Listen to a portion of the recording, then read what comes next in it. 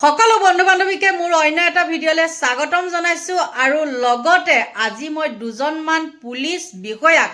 একদম বহুত চেলুট জনাইছোঁ কাৰণ তেওঁলোকে ঈদৰ দিনাখন এনেকুৱা সুন্দৰ পদক্ষেপ লৈছে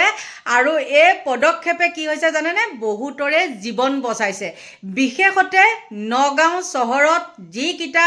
কাণ্ড দেখিলোঁ সেই ক্লিপটো ভাইৰেল হৈছে আপোনালোকে দেখিছে তাৰ আগতে মই কওঁ যে অকল যে নগাঁৱতহে সেইটো হৈছে তেনেকুৱা নহয় কিন্তু সেইবিলাক বহুত ঠাইতে উপলব্ধ আপোনালোকে জানেনে ভিআইপি ৰোডত এনেকুৱা কেইখনমান আছে মানে বাপৰে তেহেতৰ পৰা ৰাস্তাত বয়সস্থ মানুহ ওলাব নোৱাৰে সিহঁতে এনেকুৱাকে বাইক চলায় সেই বাইকৰ কোবত যেন আপোনালোক ক'ৰবাত ছিটিকি পৰিব আৰু এনেকুৱা তেৰাতেৰিকে মানে বাইক তেওঁলোকে চলাই নহয় যে সেইটোত ৰাস্তাটো সিহঁতৰ বাপেকৰ সম্পত্তিহে বাপেকৰ ৰাস্তাহে সেইকাৰণে তেনেকৈ চলায় আৰু যাক পাই মহতিয়াই নিয়ে তাৰপিছত কি হ'ব জানেনে সিহঁতে নিজে গৈ পেলাই ক'ৰবাত খুন্দিয়াই পেলাই মৰিবগৈ হয়নে নহয় কিন্তু আজি নগাঁৱত যিখিনি দেখিলোঁ যিকেইজন পুলিচ বিষয়া সেইটো কাম কৰিলে ধৰি বান্ধি লৈ পেলাই কি কৰিছে মানে মাথাত দিছে বা কাণত খোপা মাৰি পেলাই কাণৰ সেই শব্দ ল'বলৈ দিছে তেওঁলোকে সেই কামটো যে কৰিছে বহুত ভাল কৰিছে এই ভিডিঅ'টো নবনালোঁ হয় কিন্তু মই এই থামলেনখনত যে মই লগাই দিছোঁ এই যুৱকজন দেখিছেনে এই এনেকুৱা অসভ্যালী যুৱকৰ কাৰণে এইজন উঠি অহা ২৭-২৮ বছৰীয়া যুৱকৰ মৃত্যু হ'ল তেওঁ চাকৰি কৰিছিলে প্ৰথমতে গুৱাহাটীতে আছিলে উলুবাৰীত তাৰপিছত গ'ল নগাঁও বহমপুৰত নৱম আৰক্ষীৰ হেৰিত আছিলে তাত তেওঁ কৰ্মৰত আৰু সেই সময়তে কি হ'ল পিছৰ পৰা ড্ৰাগছ খোৱা এনেকুৱা অসভ্যালীকৈ গাড়ী চলোৱা ল'ৰাই গৈ পেলাই খুন্দিয়াই গুচি গৈছে আৰু সেই ল'ৰাজনৰ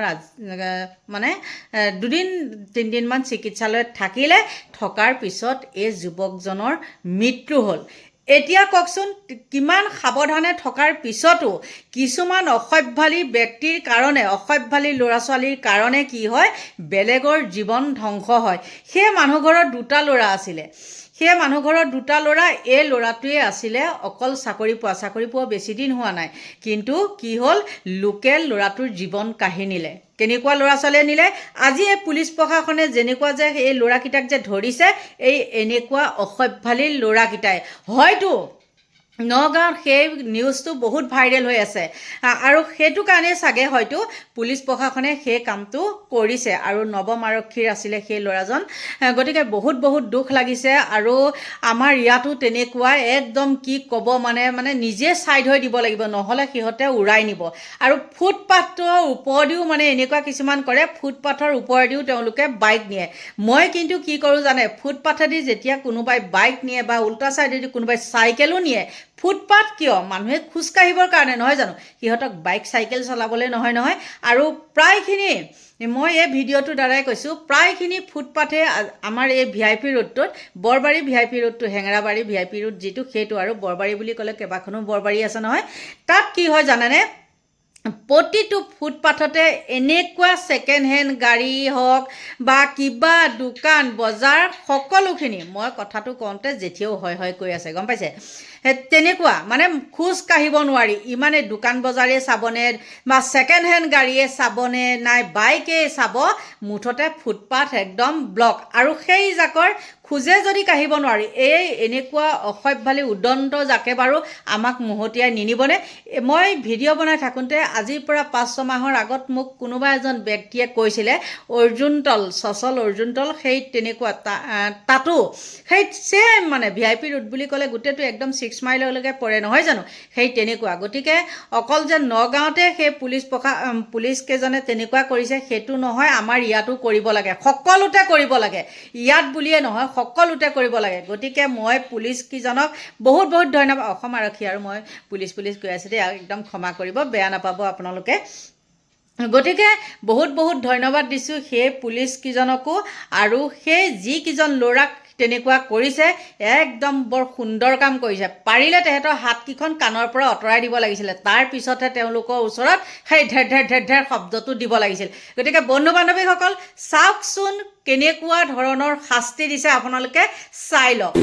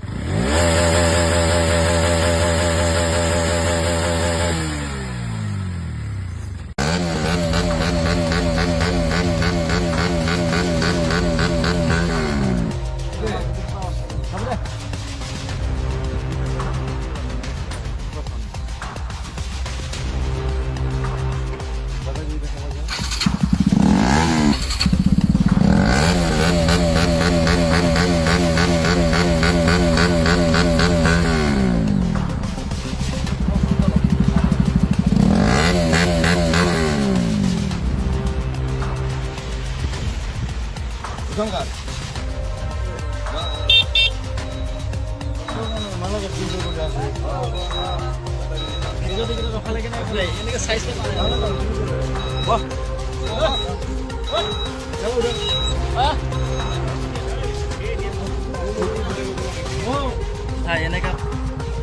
ইয়াত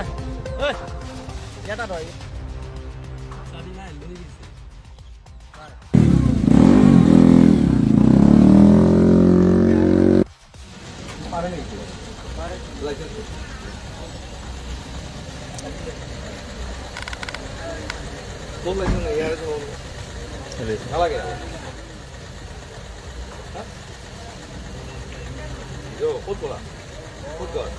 জয়গোবা থানাৰ পৰা আমাৰ মালেগড় পঞ্চায়তৰ বৰ্জনা